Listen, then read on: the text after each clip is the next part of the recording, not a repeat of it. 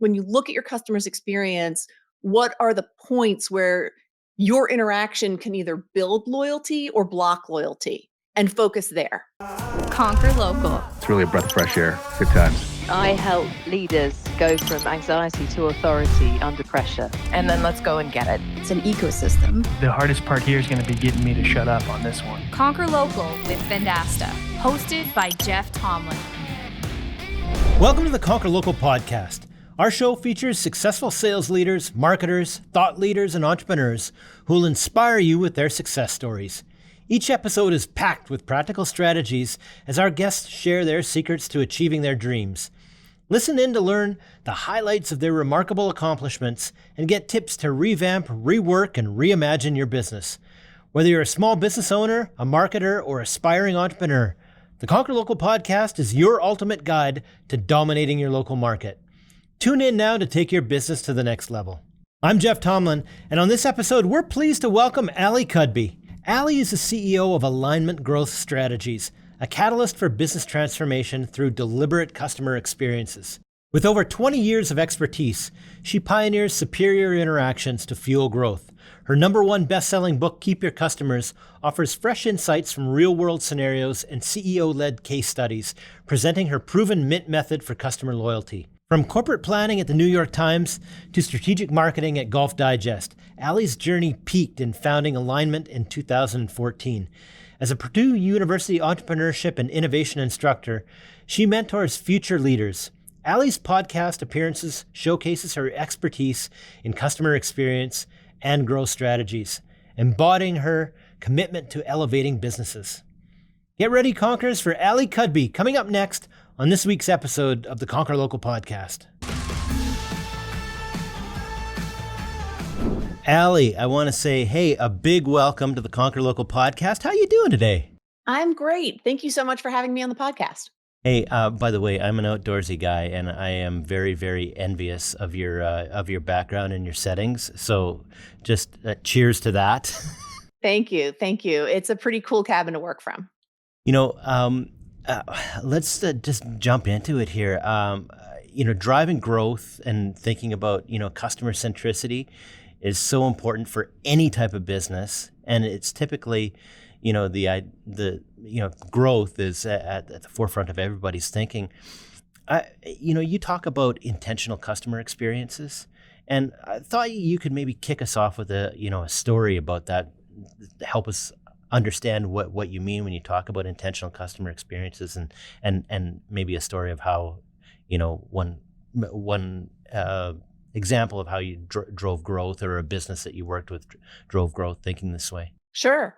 So when I think about intentional customer experiences, I really think about the fact that your post-sales environment is critical for your long-term customer value. And if you sell, tons and tons of customers into your front end, but you have a broken back end, then you're not going to retain those customers. And the time, energy, effort, and money that you spent to win those customers doesn't mean much if you don't keep those customers. And that's especially true in a lot of technology companies that don't even see profitability from their customers until, year 2, year 3 or more. So those renewals are critical, but they're really critical for every company, right? Like if you're going to spend the money to get a customer, you want to be able to keep the customer. And that's how you keep the flywheel going. If every new customer is filling the seat of somebody who just churned out, then all you're doing is working really hard to stay in place. But if every new customer is filling a new seat, then you're retaining all the revenue from the customers that didn't churn. You're winning the revenue from the customers that did, that are new. And then the longer they stay, the more that all, continues to grow. In order to do that, you need to be really thoughtful as a company about how you're going to deliver your customer experience. You want to make sure that that is clearly articulated and shared within the company so that everybody's on the same page. You don't want to just hire good customer facing people and hope they have good instincts, because that's not how you grow a company. So when I talk about intentional customer experience, that's really where I'm coming from, is that clear and consistent approach cross-functionally to the customer experience. And I was working with a technology company, and they had gone through a lot of different customer success teams. They'd had a lot of internal churn. And so customers were frustrated, and honestly, so were the employees of the company, because it felt like every time they were having a conversation with a customer, it was a fire drill. And the fire drills got so predictably bad, the unpredictable fire drills got so predictably bad that they weren't really even having business review meetings or strategic touch point meetings with their customers anymore. So one of the things that I did right away was say, okay, great, let's just have a reset. Let's have a positive, strategic, thoughtful, relationship building meeting with every single customer, and use that as an opportunity to plant our flag and change the conversation going forward.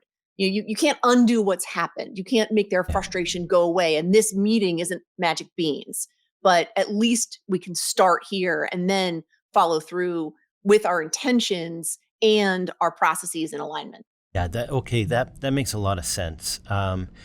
Boy, there's so much to unpack on this topic, and we only have a short amount of time together here. So you talk about you've got a Mint method and a 4-step process to facilitate this type of thinking. Maybe you can walk through one of those anyways, and help us understand how you start working through this process. Sure. So I'll talk about the third step in the Mint method, which is, navigating the customer journey. And this is so critically important, because when we think about the customer journey, what we want to do is break down what the customer is experiencing from their perspective as they go through that customer experience with you. So I start that journey from the point even before the kickoff, like really from the point that the customer says yes and sets their intention to buy. And then thinking through it all from the dual perspectives of what's going on at the company and what is it that we need to do internally in order to deliver this great customer experience, and what's going on at the customer. So looking at all of those different things, thinking about the technology involved, thinking about how we're going to recognize and celebrate what happens along the way, and focusing each one of these sort of it's focusing on each one of these key moments in time, or what I call key inflection points.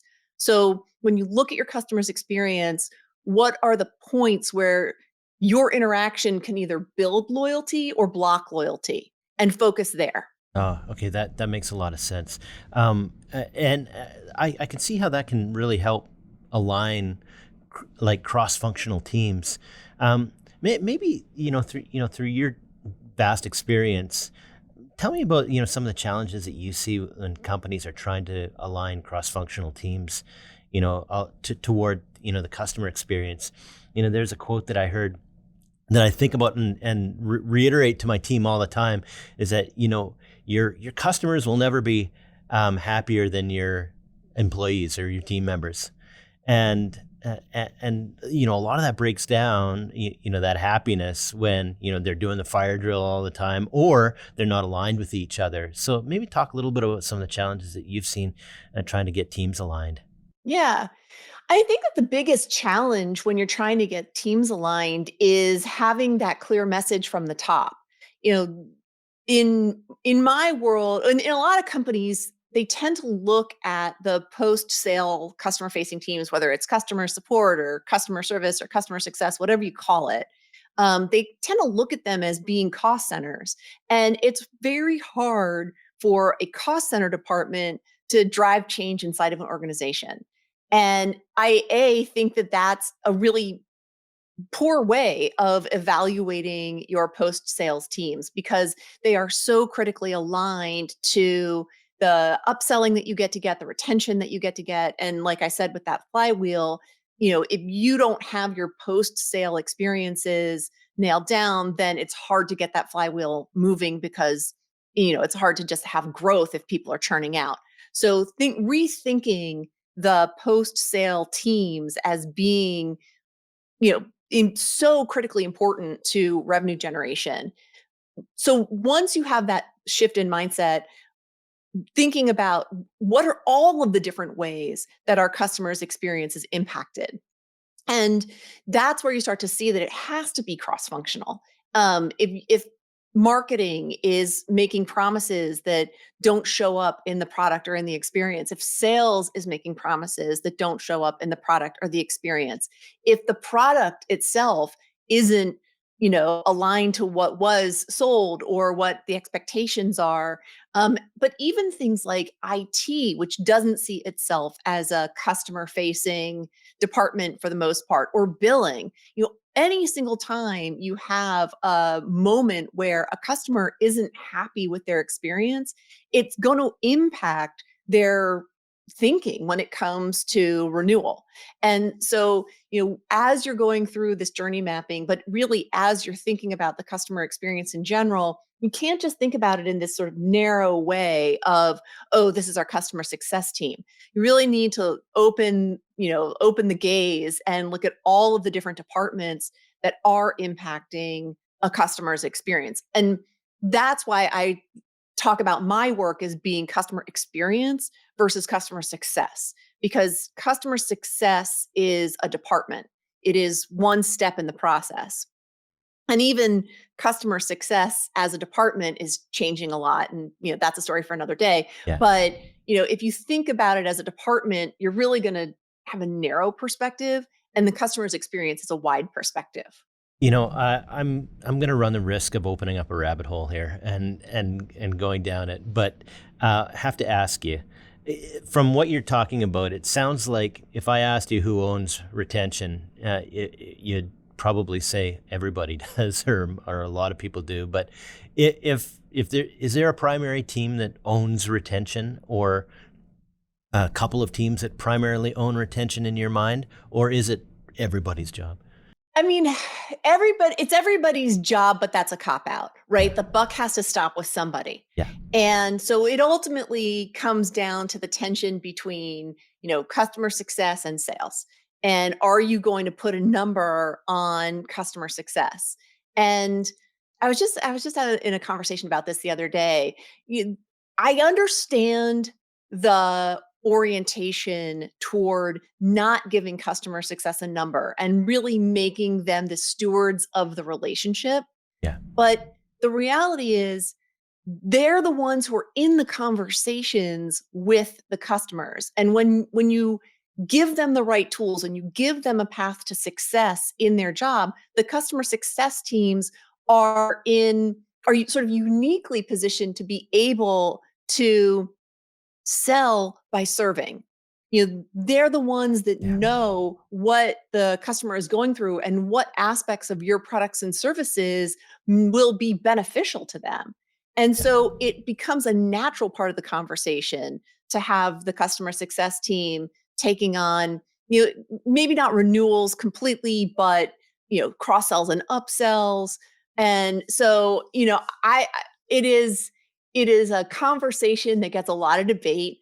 I tend to land in having customer success, giving customer success a number, but focusing it on the upsells and cross sells generally more than renewals. But it also depends from company to company. Yeah, yeah, I like that. I like that.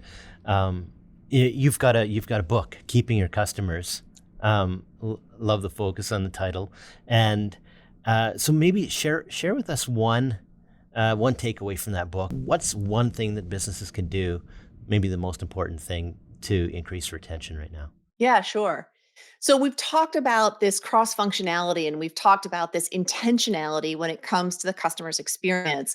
And one of the best ways that companies can jump into that is by developing what I call a bullseye. And that's why there's a bullseye on the cover of the book.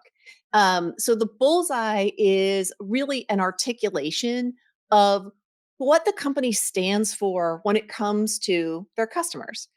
Most companies, they create their mission and their vision and their values. And that's great. I'm not, dunking on that. They generally are about the company though, right? Right. So, it's really helpful to take a step back and say, okay, we have our mission and vision and values, and that's about us. But who do we want to be when it comes to the customer? And there's a case study in the book. I tell the story of a company called Cluster Truck. I always have to be very careful about how I pronounce the name of that company.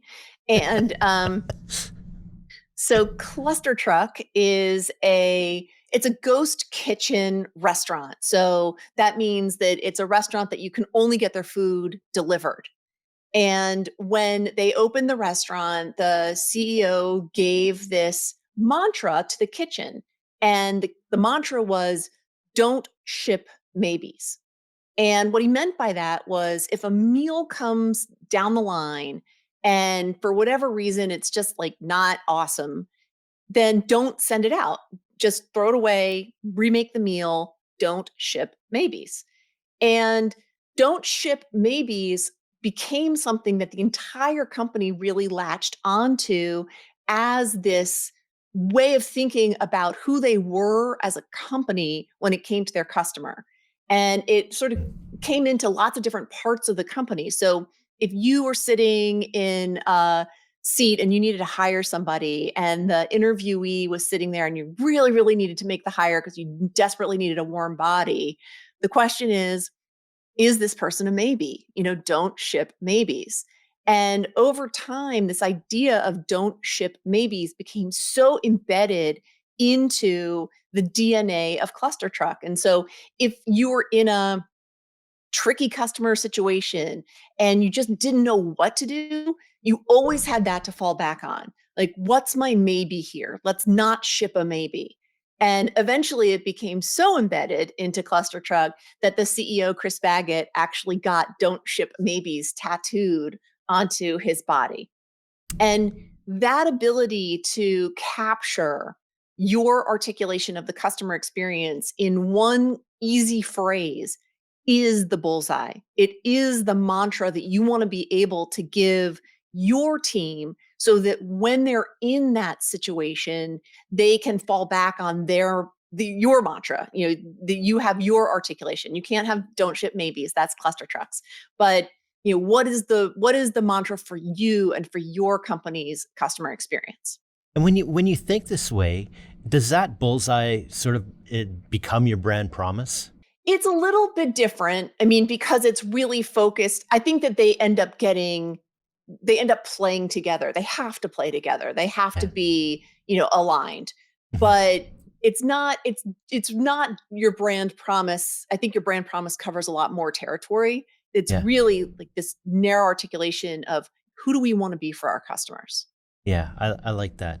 Um, I want to ask you quickly about processes, and because when you're thinking about the customer journey, most companies, the customers, there's a lot of touch points across the organization. So maybe talk a little bit about what sort of processes can be implemented to help teams align across all these different touch points that the customers often have with them. Sure. So we're talking about the Mint method, and the M is all about creating your mantra. And we talked about the navigating your customer journey as the N. The processes are really the T. How do you transform your outcomes using playbooks? And playbooks are the source of like the single source of truth for how you're going to navigate each one of those key inflection points that we talked about. So a playbook might be for something like your kickoff, or it may be for something like your QBR, but it could also be for something like, okay, our key account person just left, and we know that key account change is one of the biggest predictors of customer churn. And so we want to have a play for that so that when that moment happens, we can react quickly. And so what a playbook does is it is a cross-functional articulation of what everybody is supposed to do in their like running the play of that key inflection point. So if it's kickoff, then that can be everything from sales and what do we need sales to put into your customer database so that the CS team knows, has everything that they need to know so that when they're sitting in the kickoff meeting, they're not asking the questions that sales has already asked and had answered. What is it the technical support team needs to be able to know and do? And so you really have this this department by department way of having everyone sort of follow the bouncing ball and know what to do. And I take those down to the level of creating email templates so that people can sort of copy and paste and personalize and have something to react to. And again, it's that consistency so that there's a company way of doing things. And it's a phenomenal teaching methodology for when you have new people come on board because they can follow the play, they can see the philosophy behind it, and they know exactly what their path to success looks like. Boy, I love the idea of playbooks, Ali, because when you're thinking about scalable and repeatable processes and how important they are to have a scalable organization where you can bring people on and you can grow, how important are those to have in place? Boy, you are a world of knowledge, and I could talk forever on this topic with you. But if you've got one takeaway that you want to leave people with, what would that takeaway be today? I think the takeaway is really to think about how to be consistent in delivering your customer experience. It's not the sexiest takeaway in the world, but it is the thing that makes all the difference. Ali, I want to thank you very much for joining us on the Conquer Local podcast. It's been a pleasure chatting with you. If people wanted to continue the conversation, get a hold of you, how do they reach out to you? Yeah, so you can find me at my website, which is alignmintforgrowth.com. And it's spelled align and then mint, like the plant, forgrowth.com. And there's a whole reason about why, and we can talk about that another time. So alignmentforgrowth.com. You can find me on LinkedIn, either personally or under the company. And if you come to LinkedIn and find me, and I hope that you do, please let me know that you found me here on a podcast so that I know to accept your connection request. I don't know about you, but I'm getting inundated with, like salesy stuff, which is a bummer. So just let me know and I would love to accept that connection request. And you can find my book, Keep Your Customers, wherever books are sold. I love the name Alignment for Growth, and I love the name of your book too, Keep Your Customers. Ali, it's been an absolute pleasure chatting with you. Thanks again so much for joining us on the podcast. I wish you the best. Thank you. And likewise, I really enjoyed the conversation. And hopefully we can do this again in the near future and you can check in with us. Definitely. I'm all over that cabin vibe that Ali had going on. I should have kept my plaid for this episode. So the first learning I got out of this talk is align your teams around the customer journey. A positive customer experience is really critical for long-term success.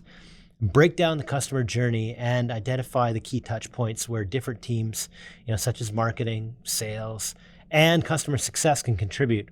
Then ensure all the teams are working together with a clear and shared message to deliver a seamless and positive experience for the customer all the way along their journey. The second takeaway is to rethink the role of post-sales teams. Don't view post-sales teams such as customer success as a cost center. They play a vital role in revenue generation through upsells, renewals, and building customer loyalty.